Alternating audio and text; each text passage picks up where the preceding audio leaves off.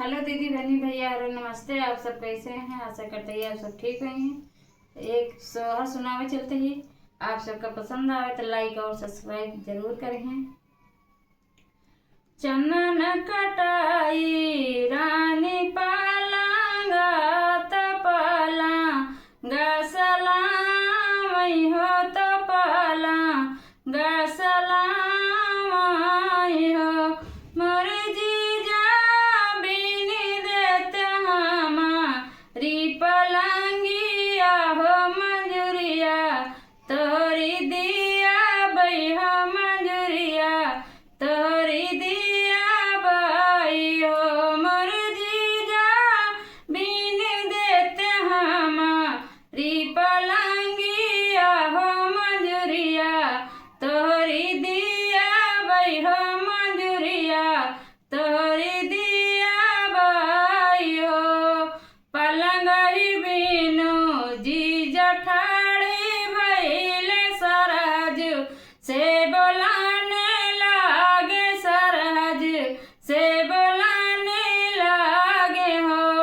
मोरी सरहज दई देती हमारी मंजूरिया हो महलिया अपने जाइत हो महलिया अपने जाइत हो मोरी सरहज दई देती हमारी मंजूरिया हो महलिया अपने जाइत हो महलिया अपने जाइत हो सुन दिया में शेरे भर मोतिया हो सवाऊ शेरे सोनावा हो सवाऊ शेरे सोनावाई हो मोर जीजा लई लेते सूल घोड़ावा हो महलिया चला जाते हो महलिया चला जाते हो मोर जीजा लई लेते सूल घोड़ावा हो महलिया अपने जाते हो महलिया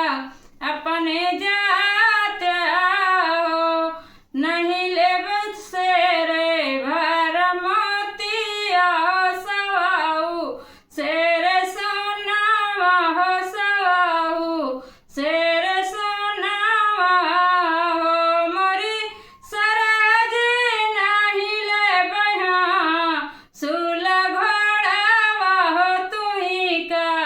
हम लिया बई हो तुही का हम लिया बई हो मोरी सरहज करातयाऊ त्यू से जारिया हो मंजूरिया पाटी जातई हो मंजूरिया पाटी जातई हो तुही मोर पियावा से पियावा हो तुही ने मोर पियावा हो तुही ने मोर पियावा हो मोर पियावा तोरा जीजा बिने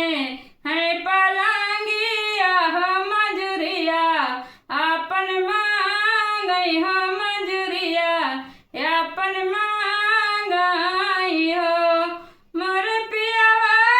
तोरा जीजा बिने है पलंगिया हो मंजूरिया अपन मांगई हो मंजूरिया अपन